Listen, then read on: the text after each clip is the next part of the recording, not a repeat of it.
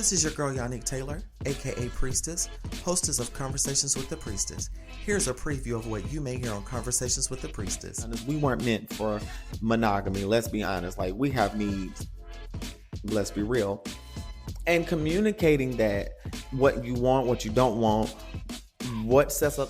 Now this drink is brown, because I learned something. Since I'm older, I can't do brown liquor anymore. Also, I noticed since I started on hormone replacement therapy, HRT, in 2015, me and certain liquors don't match well.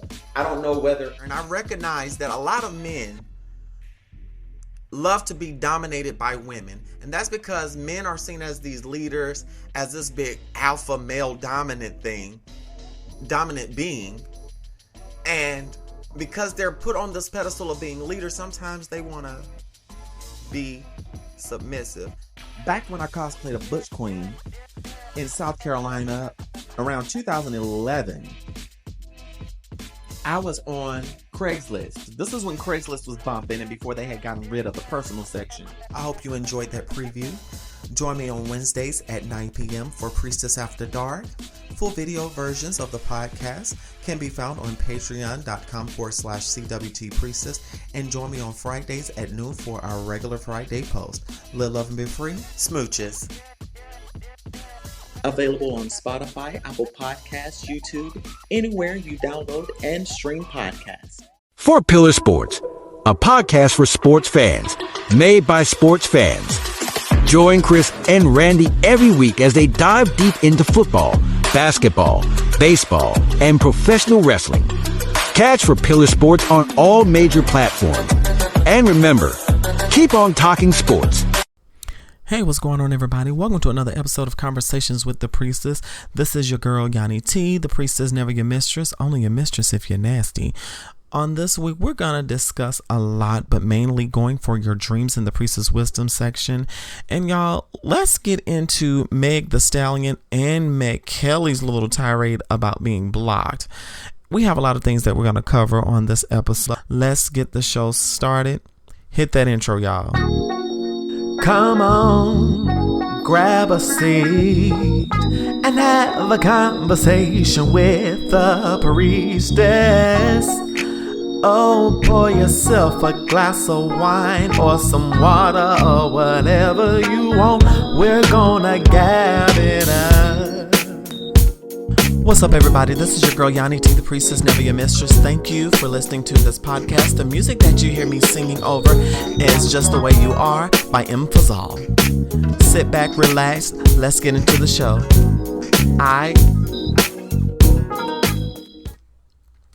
What's going on, everybody? It's your girl, Yanni T, the priestess, never your mistress, but I'll be your mistress if you're nasty. What's going on, everybody? Thank you for tuning into another installment of Conversations with the Priestess. I'm so glad to be back with you all. I pray that your last 7 days have been wonderful. My last 7 days have been beautiful and glorious. I dare not complain. I'm grateful and I'm thankful for everything that I've had to endure and everything. So it's had some challenges. Life is not wrought without challenges. And as you all know, one of the major challenges that I am facing right now is that I recently changed jobs and everything. So I am just excited about life and happiness. And yeah, I cannot and will not complain about this whole thing called life. So yeah. So before I get into it, I first want to say this. Thank you all for your patience as I get things together with this podcast. I'm in a place to where I am upgrading the quality of this podcast, and I cannot do it without your help. I need you all to leave me reviews on wherever you're listening to this podcast and share it. Also, you can email me, ybstaylor@gmail.com. Email me there and let me know what I can do to improve on this podcast, and let me know what you want to hear. So I need you all to reach out to me, and you all can support by hitting us up on Cashapp. That's cash.me, $yannicktmusic. Also, you can hit me up on my PayPal as well. This help keeps the light on. the lights on rather, and keeps this podcast going and allows me to upgrade my equipment. And I also give to other organizations as well, and other transgender creatives as well. And this is what I'm deciding to do with mine. So I'm very excited about where this is taking me at this moment. And I'm very excited. I'm excited also because this past weekend I was in the room with great legendary houses, some of the houses that have been featured on legendary, such as the House of Balmain, the House of Orici, and to see one of my best friends, Miss Nova Black, aka Nova Balmain, aka the $1,000 girl, that $1,000 girl, let me correct myself, and all around iconic, up-and-coming, legendary female figure, performance, hands, everything. And this is my best friend, and I was so glad to see them over the weekend because we haven't seen each other since November. We FaceTime talk, but it's nothing like having your friend in person with you and having your friend chanting like the old times. And while we were at the ball, I was helping my friend get ready, and I told them, I said, you know what, this is like old times, us getting to the ball, getting us a drink, helping each other stretch and prepare for our category. So I was very excited to do that with my best friend.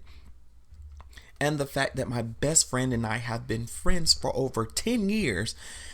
We've been friends for 11 years at this point, and I'm so happy to have that person in my life.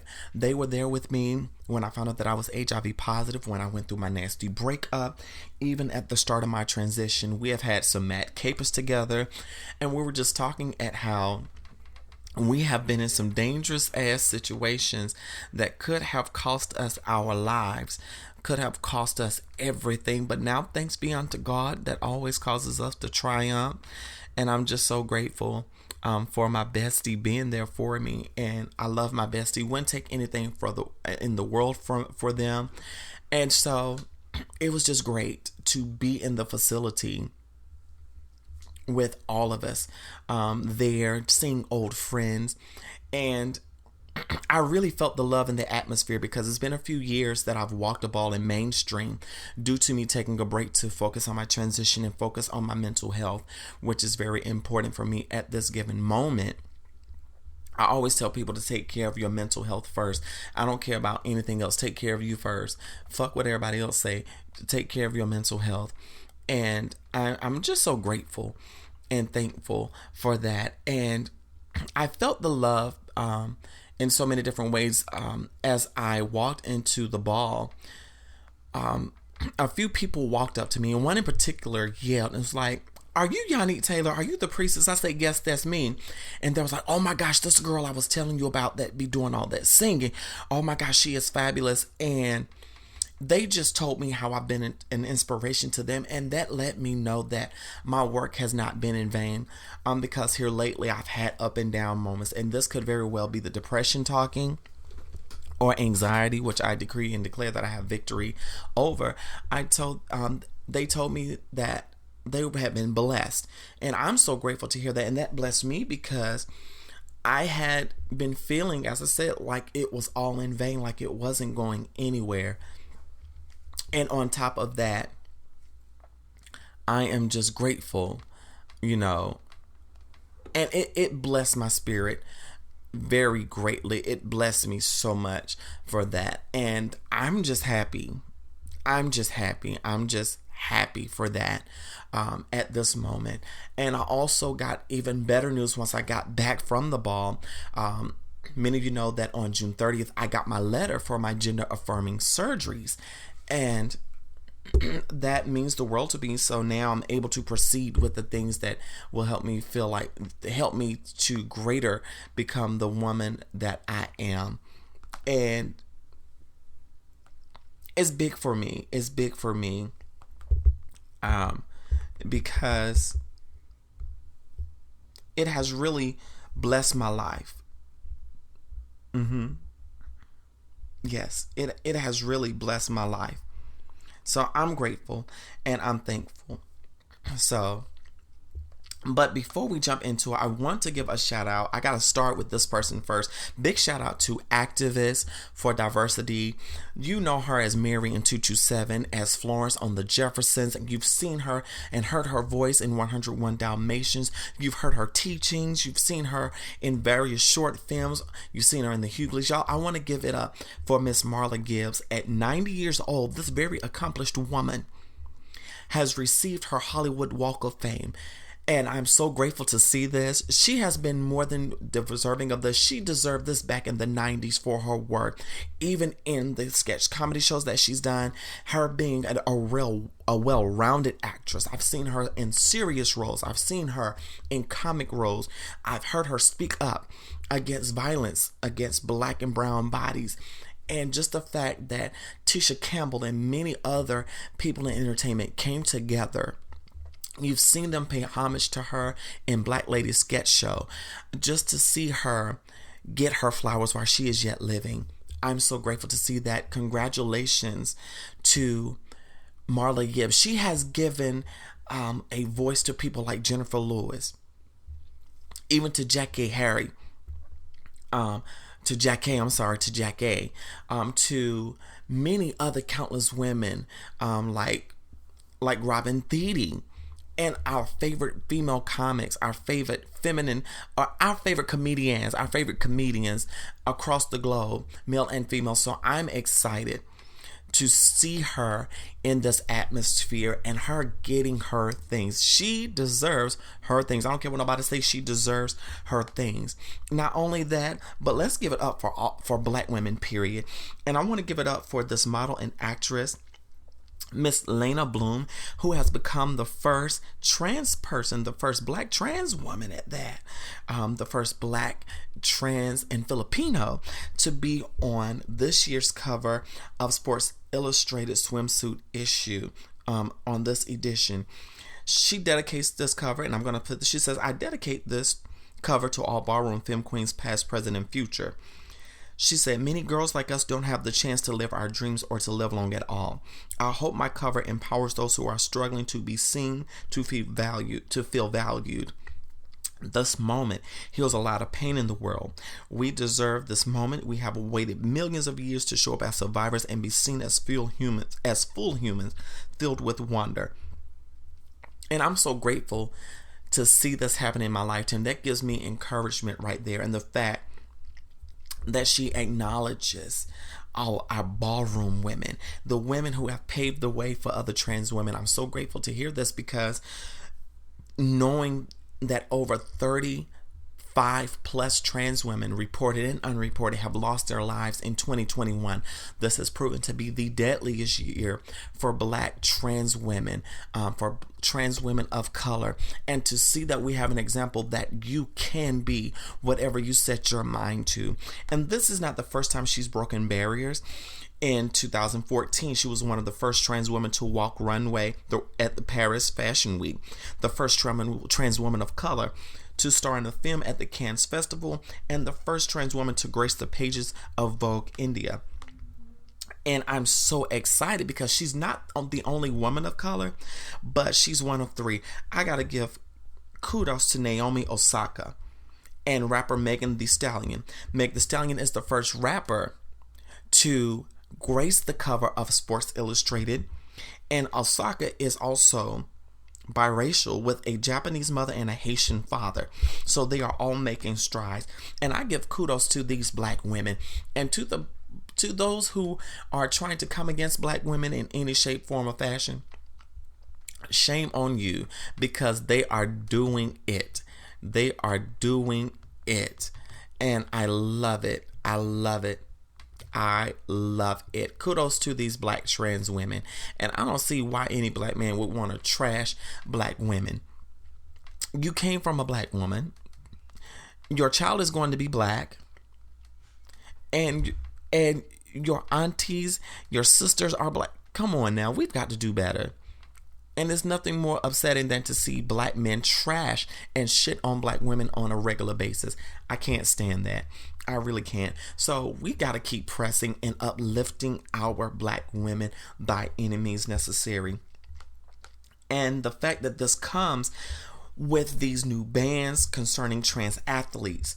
And just to see that we have fellow athletes, except for Caitlyn Jenner, we don't need her, coming in and speaking out against us and standing up. I'm so grateful and thankful for this moment.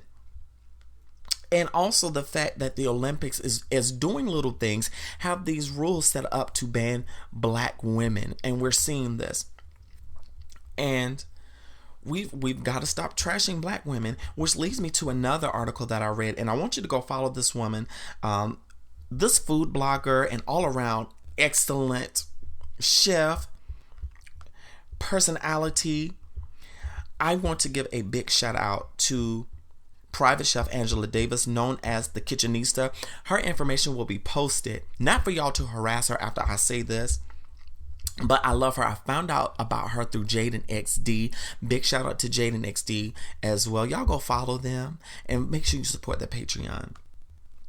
So she talks about an encounter that she had with fellow chef Darius Williams. And for those of you all that don't know, there is quite some controversy with him right now as a chef.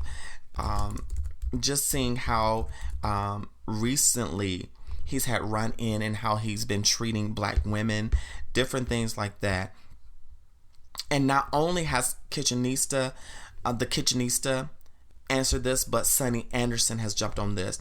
So, social media food sensation, as per thegriot.com, Darius Williams, also known by his business name Darius Cooks, has come under fire recently from multiple fellow chefs and fans and people that he has done business with. So basically, this food blogger, who has over 1 million followers on Facebook, is being accused of stealing recipes from lesser known chefs, as well as fraud and even assault.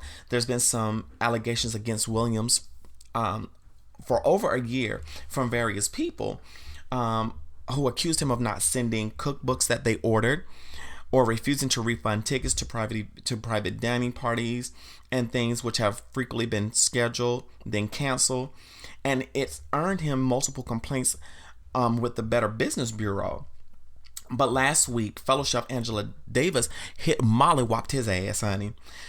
So again, Angela Davis, better known as the Kitchenista, shared a lengthy post on her Instagram in June, and she had been accused of making up charges against Williams, and she detailed many accusations. She wrote that in addition to the Better Business Bureau complaints, Williams has dozens of active lawsuits and liens. She noted that there were several allegations of unpaid wages from several employees of his now closed restaurants in Soul Crab Atlanta, Soul Crab Chicago, and Greens and Gravy, also in Atlanta. One commented, tweeted, Kiara Ross tweeted and talked and mentioned that she worked as a server at Williams Soul Crab restaurant in Atlanta, and she had to file a police report against him after she confronted him about her back pay. According to Southern Grit magazine, Miss Ross wrote, "I just wanted my money. This is 2 years ago. I don't know Angela. I started going through the thread and I wanted to tell my story. I've been sitting on it for so long and it has to stop. I didn't know how much it triggered me until now." So basically, this man is a con artist and he refused to pay his workers, and the fact that that he's doing this to black women and thinking that it's okay. Even Food Network's Sunny Anderson also spoke that she had negative interactions with Williams. She stated that she got messages on Twitter about Fresh to Go, a delivery service business of his in which she'd invested. There were complaints that people had given their credit card information, but no delivery. They reached out to me because he was on my show. I called him to ask what was going on and he hung up. I called back and he never picked up again. Hopefully people that do business with him will research him. She continued, when you add up everything, he took an opportunity and ruined it. At every turn, he's choosing to be dishonest, and I hope he stops. And again, more details and receipts have come out. And the fact that it's a lot of black women at that are speaking out. And these are some troubling allegations And a lot of people have been harassing these black women for speaking up, saying that they're lying, which we know that people do to black women. They don't want to support black women at all, which is trash behavior if you ask me. And I believe them 100%. And now that many people are speaking out, this has been ongoing for quite some time. This has been ongoing for quite some time, and I'm wanting to see what's going to become of this. And it's wild, because honestly, a man like this does not need to have any type of platform. And these are the things I'm talking about. Why are you shitting on black women for? What have they done to you? For real. And also, he's been accused of bullying black women, and he had the audacity to say he's not a bully, and he's saying that, basically accusing people of just being hateful towards him, and that he gives off a straight man and all of that, which is toxic masculinity and different stuff like that. And it's just wild. It's just wild, like, for real. And the fact that people are saying that they want their money. Even Kev on stage talked about how he does not support him. So, and I'm advising that anybody that has done business with him, y'all speak out. Speak out. Just speak out. And this is trash behavior. And no, this is not a ploy to take a black man down. Just like y'all said with Bill Cosby. Okay, he admitted to buying Quaaludes to drug women. And admitted to that. That's enough evidence right there. And over 60 women complained. We have over 60 allegations. There's some truth to that in every bit of it. And he did not get out of jail because he was innocent. Let's clear that up. He got out of jail on a technicality because someone promised that they would not try him or charge him, but they did it anyway. So it went to trial. So y'all need to get over yourselves. Bill Cosby is guilty. Y'all can fight me on it if you want to. But this is the exact thing that I'm talking about. Believe black women. Celebrate black women. Let's not trash them. Like, for real. Just stop it. Just stop it. Just stop it. Just stop it. With that, I'm going to take a quick break. Here are some church announcements. Your girl will be right back. Hey, what's up, everybody? Labor Day is quickly approaching, and darling, I know you want to have bundles for those celebrations in Atlanta and those celebrations overseas, and I know some of y'all probably going to try to make it to the nearest party. So if y'all need bundles, go on over to Maven. Go to priestessbeauty.maven.com, and when you sign up with your email, you get 20% off of your order, honey. Look, Maven will have you looking flawless. We have Peruvian, wet, wavy, yaki hair, and you can get the hair colored or do whatever you want to with it, honey. This is state-of-the-art hair right here, honey. So go to priestessbeauty.maven.com. Y'all can check that out in the show notes and on my Twitter. So y'all live, love, and be free. Get your glam on, girl. Welcome back. Welcome back. Welcome back to Conversations with the Priestess. So y'all, I got some tea that I've been seeing circulating. Big kudos to blog outlets such as lovebscott.com. So according to reports, the Emmy-nominated actress Michaela Cole has joined the cast of Black Panther 2. They haven't released any character details, but insiders say that Cole has joined director Ryan Coogler at Atlanta's Pinewood Studios, where production began in the month of June. So if you remember, Cole exploded onto Hollywood's radar in 2020 with her hit show that she created, I May Destroy You, for which she received 4 Emmy nominations. In addition to her writing, directing, and producing, she also starred in the show as a writer processing sexual assault trauma in contemporary London. Her credits also include the Netflix program Black Mirror, Chewing Gum. She's also been in feature films Been So Long, Star Wars, The Last Jedi. She's not currently represented by a talent agency, but she works through her indie label, Faulkner Productions, which co-produced I May Destroy You. I'm excited. However, there is a theory that she may play Madam Slave, but I want to see what she looks like as Storm. And I'm excited for her. This black woman is getting her things, and she deserves it. She's been working hard on this for a long time.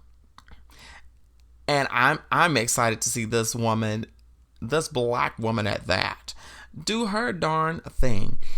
Also in other news, the Jamaican government has finally put a price tag on slavery and has sent the British government the bill. Jamaican officials are petitioning Britain to compensate them more than 7.6 billion pounds, which translates into 10.5 billion US dollars, as reparations for the European country's role in the transatlantic slave trade.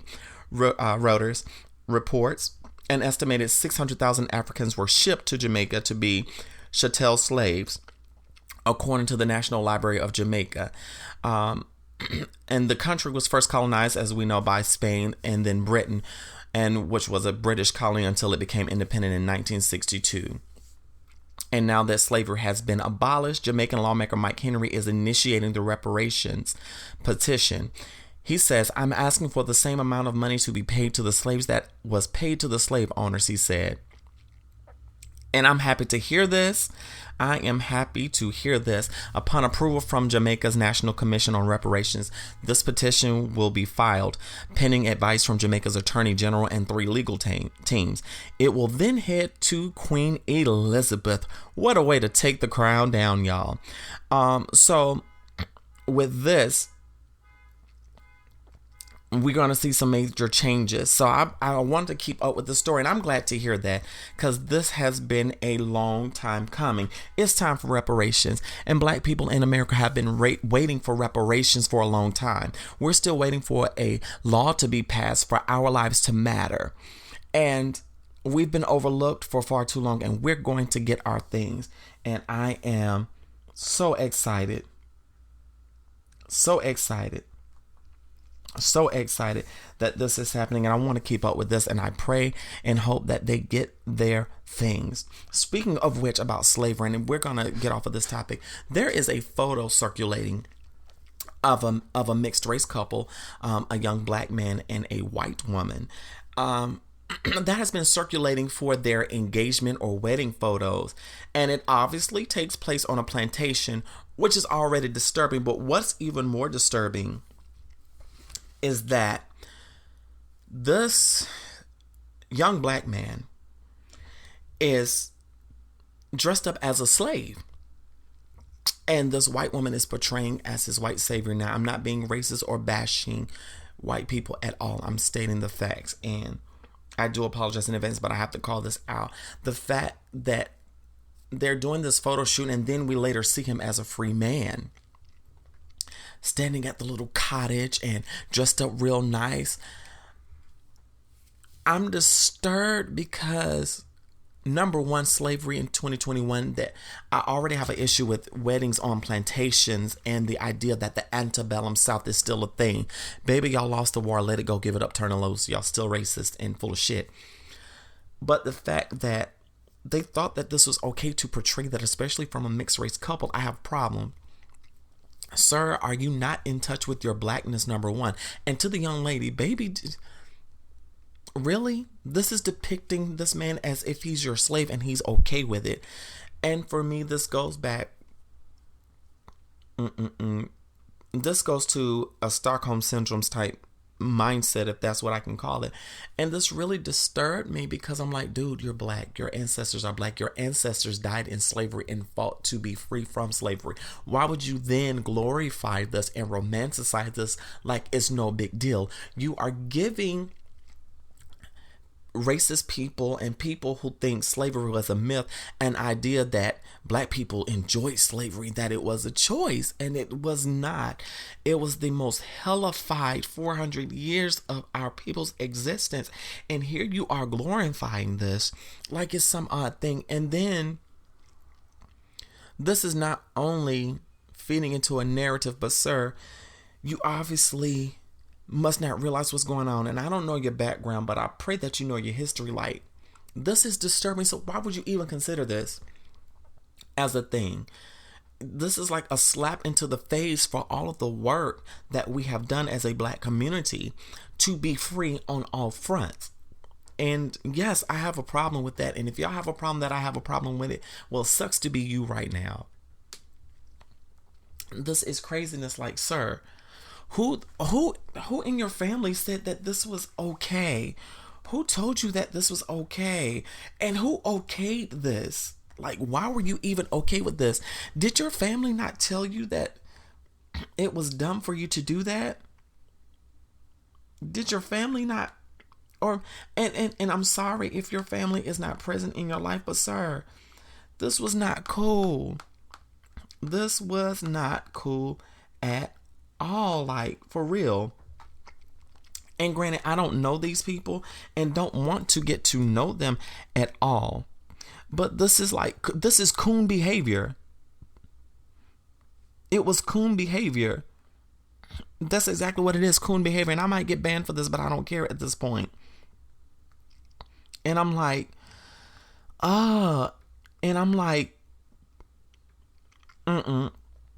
And he pegs me as the type that talks down to black women, that is very colorist, and puts other races of women on a pedestal. This is very much what it's giving. And normally 9 times out of 10, those type of men are the type.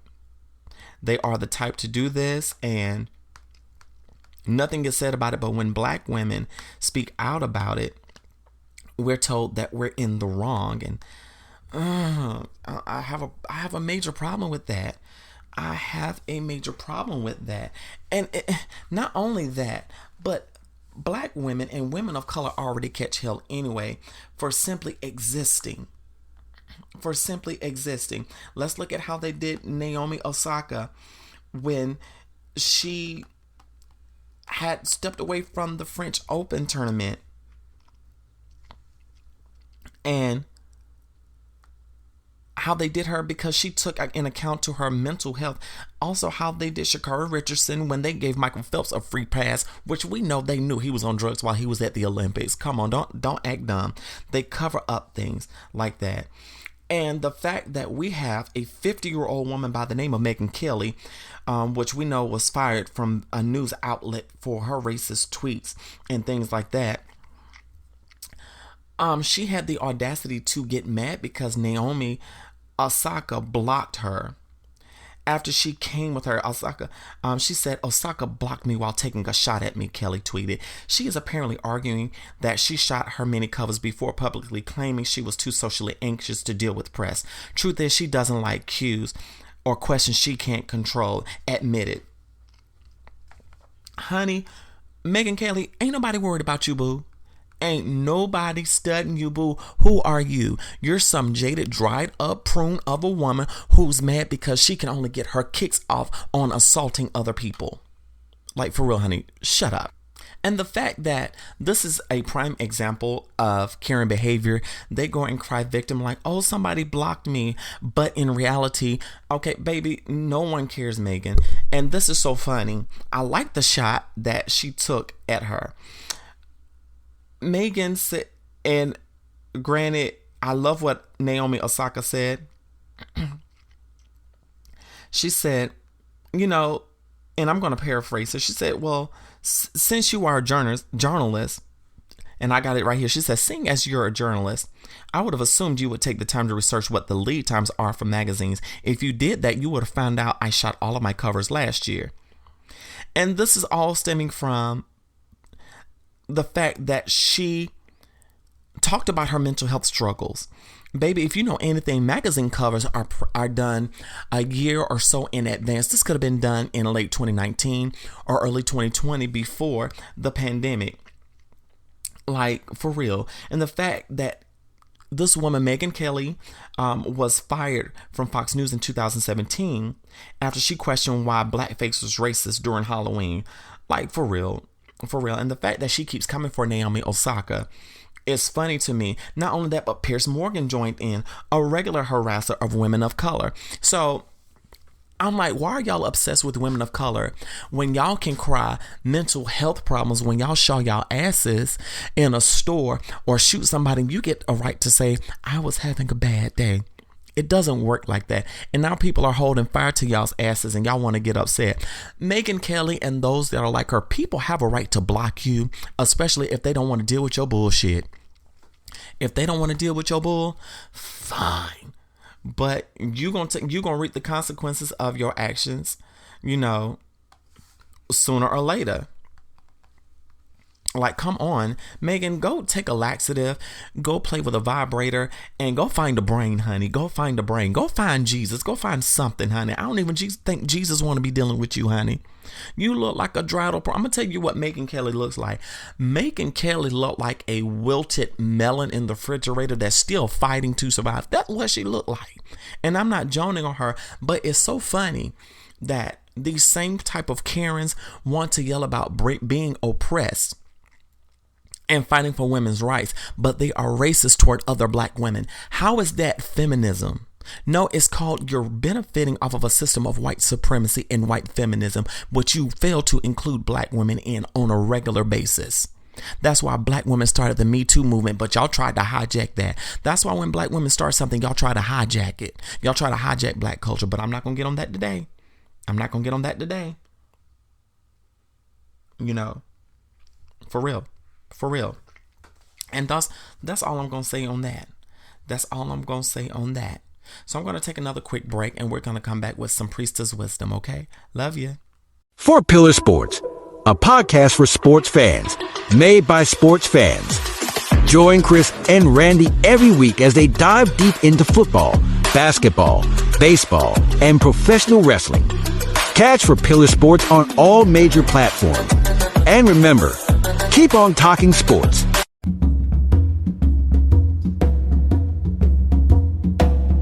The great visionary leader of India, Mahatma Gandhi, said, "It is health that is real wealth, and not pieces of gold and silver."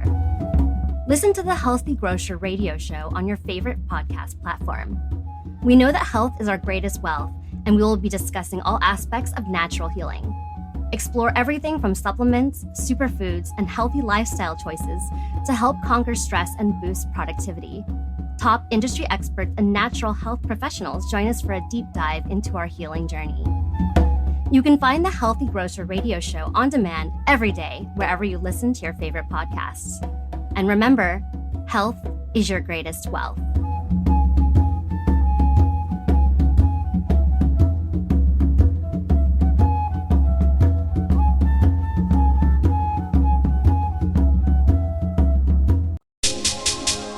It's time. Don't tarry. It's time. You know what time it is. Tell them what time it is. It's Wisdom with the Priestess. Sit back and relax and take note of life lessons from an experienced black trans woman living her truth.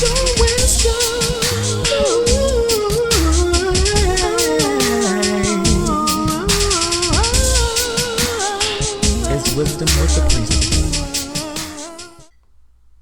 And we're back. Thank you for joining me on this edition of Wisdom with the Priestess. So I want to give a big shout out to Bishop T.L. Jackson Smith. He is one of the senior leaders at Citadel of Champions, and y'all please join them on this Sunday on Facebook Live or at 3024 Massachusetts Avenue Southeast in Washington, D.C. We're going to have a great time. But this is something I came across on Facebook, and I want to give him credit for this. It says, know the difference between dating and courting, hookups, and friends with benefits. And it's key to know the difference between, let's break it down, dating and courting. Now, I haven't heard of dating and courting since I was a kid. I heard my grandmother say courting, or in her case, courting. So basically, with courting, it's courtship is a period in a romantic couple relationship when they are dating. Most of them go through courtship before getting married, and it's a very old-fashioned term, but basically it's basically assuming that two people who love each other will eventually get married. like a traditional thing where someone is sought up. Sometimes it's arranged, or sometimes it is, you know what it's going to be. But dating is basically you're getting to know people and picking and choosing, in my opinion. Dating is like a comma in a sense. Like there's going to be a continuation, but there may be some more added. But courting is like a period. You know for definitely that's the person you want to be with. So courting is basically only till marriage. And dating is you're figuring out who the right person is for you. Also, hookups is just you're hooking up with this person that one time, boom. And friends with benefits is something agreed on, that y'all gonna have this physical interaction. Y'all help each other out when needed, or y'all put each other on. But it's not a relationship. Basically, it's friends, but y'all have certain benefits, and it can come in different ways. And if y'all have a different explanation, please write in on this. I want to hear from you all as well. Email me, ybstaylor@gmail.com. And in the subject, put Wisdom with the Priestess. Boom, there you go. So knowing this, the difference between the two also plays in communication, and knowing what you want and what you don't want out of a situation. And so many times we hear what we want to hear. Sometimes people just tell us what they want to hear, and some people don't know what the hell they want. But you have to know the difference, because that determines what kind of access you give those people to you, how vulnerable you're going to be with them, how much you're going to release with them. And granted, some people only want that physical part, and then some people want what's in your heart and your mind. Some people are just looking for a come up, and some people, they want to date and see where it goes. They haven't locked down on one person. So I'm at a point now to where I'm getting to know someone. I'm in that dating process and getting to know that first beginning, that acquaintanceship. And we're seeing where it goes. Now, right now, I don't have any other candidates, but I wouldn't call it courting. But I'm at a point now to where I'm not going to allow everybody access to my nether regions like that. And honestly, it is okay to tell someone what you want. Open up your mouth and tell them what you want. But also research what each thing means and see if that person is on the same page. It takes communication. With dating, if you're going to date, you're dating around, getting to know several people, and then picking your candidate. But courtship is you and this person are getting to know each other. Y'all want to date, just y'all. Boom. Then y'all start dating, and then you're consulting marriage. Y'all are basically dating to marry. And I want us to really examine if we're ready for marriage and or relationship, because everybody is not ready for that. I'm going to be real with y'all. A lot of people are not ready for that, and they will have fun with you and not communicate this to you and not tell you that they don't know what the hell they want. But once you figure out what you want, feelings can get involved. So you have to take your pick what you're going to do. Now, I would say be very careful with the friends with benefits, because sometimes it can be both parties, one party or another party. Sometimes feelings do get involved. And I've been there. I've been on both sides of it, to where the person was wanting to be involved with me more so than just us being friends with benefits. And then I was on the other end of that, where I was the friend with benefits that caught feelings. And it was very uncomfortable when knowing this person knew kind of how I felt about them, but I never said anything. And if you're in a situation where you're starting to catch feelings, tell the person, hey, I think I might be catching feelings for you. Like, I don't know how you feel about me. Let's talk this out. Let's come to something. If they don't want to talk, if they run, then boom, you can let that person go and focus on healing you. And I'm not knocking anybody that's a part of hookup culture, because I have engaged in it. I have engaged in friends with benefits. I'm at the point now to where I'm ready to settle down. So I'm kind of in between dating and courtship, but I have my options open. So you can actually say I'm dating. I'm not having sex with anyone until I know that that's the one I'm going to be with for the rest of my life, or someone that I'm going to be with long term. And with the different various dynamics of relationships, I am revisiting polyamory as well, which I'm not ashamed of. And I do believe that it can work. I do believe that it can work, but I want to have partners that are also ready to navigate that. But also, I'm also looking into marriage and seeing what that will look like. So it's going to be a lot of groundwork and learning from other poly people that are more experienced than yours truly. So I want to make sure that by this teaching, and I'm sharing this with you all, communicate and be careful at who you let access you. That's even in your friend circles. You can't let everybody in your circle, honey, because everybody is not your friend. Those same people that laugh in your face can be stabbing you in the back, and you will not know it until it just creeps up on you. So let's examine this, and I want you all again to email me, get in touch with me, let me know what's up. All right, live, love, and be free, and tweet me in these Twitter streets at CWT Priestess. Live, love, and be free. Smooches. Oh, thank you for coming to the table with me. Thank you for this conversation with your girl, the priestess.